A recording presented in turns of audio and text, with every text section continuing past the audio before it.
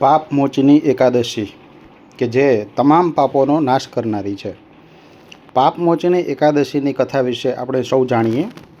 ભગવાન વિષ્ણુ એ આપણી સૃષ્ટિના પાલનહાર દેવ છે, કે સમગ્ર સૃષ્ટિનું પાલન કરનાર છે, અને એમની દરેક એકાદશીનું ખૂબ મહત્ત્વ છે.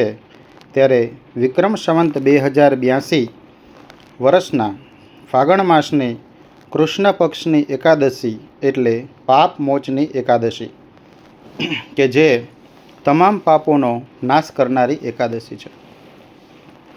પાપ મોચની એકાદશીનો મહિમા સાંભળવા માટે ધર્મરાજ યુધિષ્ઠિરે ભગવાન વાસુદેવ શ્રી કૃષ્ણને વિનંતી કરી હતી. ત્યારે ભગવાને એકાદશીનો મહિમા ધર્મરાજ યુધિષ્ઠિરને કહેલ હતો, કે જેનો સંપૂર્ણ મહિમા ચક્રવર્તી સમ્રાટ ગણાતા નરેશ માંધાતાના પૂછવાથી બ્રાહ્મણ ઋષિ લોમેશજીએ આ મહિમા કહ્યો હતો.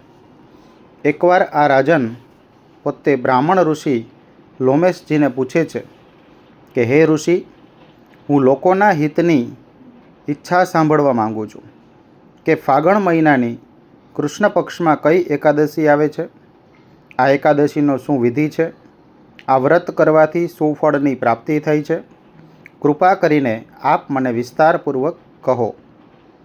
પાપ મોચીની એકાદશીની પૌરાણિક કથા અનુસાર રાજનની વાત સાંભળી ઋષિ કહે છે કે, રાજન, પૂર્વકાળની વાત છે.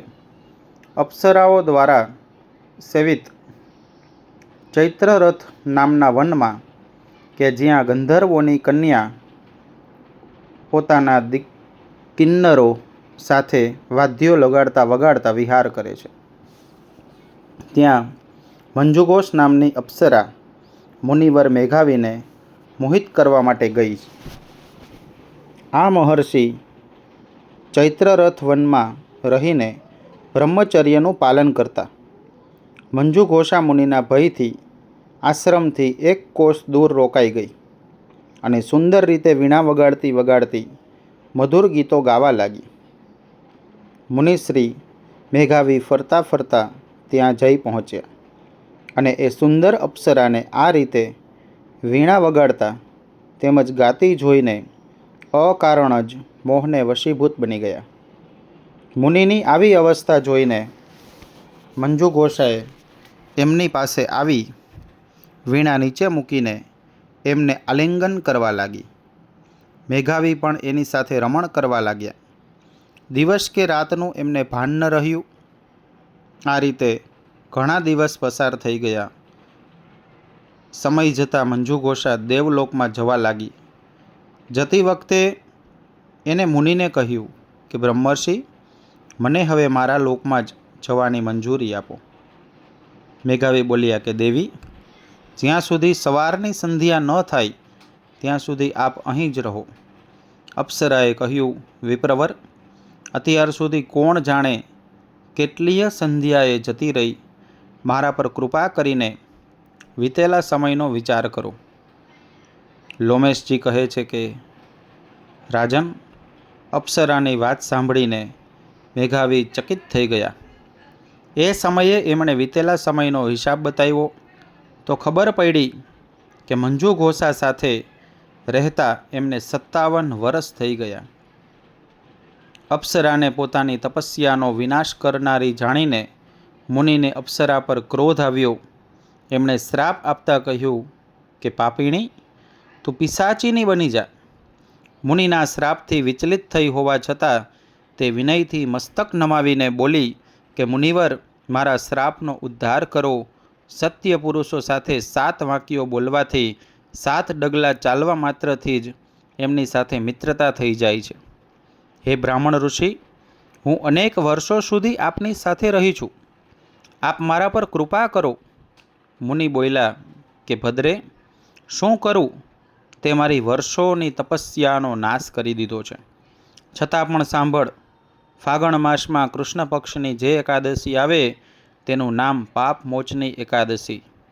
એ તમામ શ્રાપમાંથી મુક્તિ અપાવનારી તથા સઘળા પાપોનો નાશ કરનારી એકાદશી છે. આ એકાદશીનું વ્રત કરવાથી તારું પિશાચપણું દૂર થશે આટલું કહી મેઘાવી મુનિને તેના પિતા મુનિવર ચ્યવનના આશ્રમ પર ગયા અને પુત્રને આવેલ જોઈ મુનિવર ચ્યવનજીએ પૂછ્યું કે પુત્ર, તે આ શું કર્યું? તે તો તારા બધા પુણ્યનો નાશ કરી દીધો છે. ત્યારે મેઘાવી બોલ્યા કે પિતાશ્રી, મેં આ અપ્સરા સાથે વિહાર કરી મહાપાપ કર્યું છે. પિતાજી, હવે આપ જ એનું પ્રાયશ્ચિત બતાવો કે જેથી મારા પાપનો નાશ થઈ જાય. ત્યારે ચ્યવનજી બોલ્યા કે પુત્ર, ફાગણ માસમાં કૃષ્ણ પક્ષમાં જે પાપમોચની એકાદશી આવે છે તેનું વ્રત કરવાથી તારા પાપોનો વિનાશ થઈ જશે. પિતાજીના આ વચનને સાંભળીને મેઘાવીએ પણ આ એકાદશીનું વ્રત કર્યું. આ વ્રતથી મેઘાવીના તમામ પાપો નષ્ટ થઈ ગયા. આજે આ પ્રમાણે મંજુ ઘોષાએ પણ વ્રતનું પાલન કર્યું. પાપ મોચીની એકાદશીનું વ્રત કરવાથી એ પિશાચ યોનિમાંથી મુક્ત થઈ દિવ્ય રૂપ ધારણ કરી શ્રેષ્ઠ અપ્સરા બનીને સ્વર્ગલોકમાં જાય છે. ભગવાન શ્રી કૃષ્ણ કહે છે કે હે ધર્મરાજ યુધિષ્ઠિર, જે મનુષ્ય કે ભક્ત આ એકાદશીનું વ્રત કરે છે તે મનુષ્યના બધા જ પાપો આપમેળે નાશ થઈ જાય છે. એકાદશીનો મહિમા શ્રવણ કે પઠનથી શ્રેષ્ઠ ફળની પ્રાપ્તિ થાય છે. આ એકાદશીના દિવસે ગૌ માતાને ઘાસચારો આપવો, પક્ષીઓને ચણ આપવી, શ્વાનને રોટલી આપવી, ભિક્ષુકને ભોજન કરાવવું, દીકરીને રાજી રાખવી, સાધુ બ્રાહ્મણોને દક્ષિણા આપવી, સાથોસાથ પિતૃઓ તેમજ માતા પિતા વડીલોના આશીર્વાદ પ્રાપ્ત કરવા. આ દિવસે બ્રાહ્મણ પાસે વિષ્ણુ પુરાણ, શ્રીમદ ભાગવત તેમજ સત્યનારાયણની કથા કરાવવાથી તેમજ શ્રવણ માત્રથી અનેક પાપોનો નાશ થાય છે. આ પાપ મોચીની એકાદશીના દિવસે ઓમ નમો ભગવતે વાસુદેવાય, ઓમ વિષ્ણવે નમઃ આ મંત્રનું સ્મરણ કરવાથી અનેક પાપોનો નાશ થાય છે.